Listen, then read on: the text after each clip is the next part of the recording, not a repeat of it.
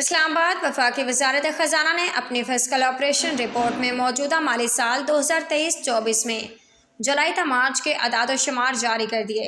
وزارت خزانہ کے فسکل آپریشن رپورٹ میں بتایا گیا ہے کہ جولائی سے مارچ تک بجٹ خسارہ 3.7% رہا، جو 9 ماہ میں 3,902 ارب روپے ہو گیا۔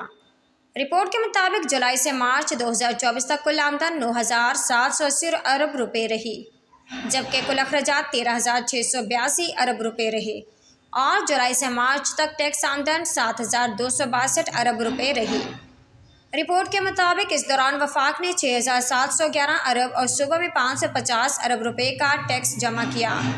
9 ماہ میں نان ٹیکس آمدن 2,517 ارب روپے رہی، جبکہ جاری اخراجات کی مد میں 12,333 ارب روپے خرچ کیے گئے ہیں۔ رپورٹ میں مزید بتایا گیا کہ قرضوں پر سود کی ادائیگی کی مد میں 5,517 ارب روپے کا خرچہ کیا گیا ہے، جبکہ 9 ماہ میں دفاع پر 1,222 ارب روپے خرچ کیے گئے۔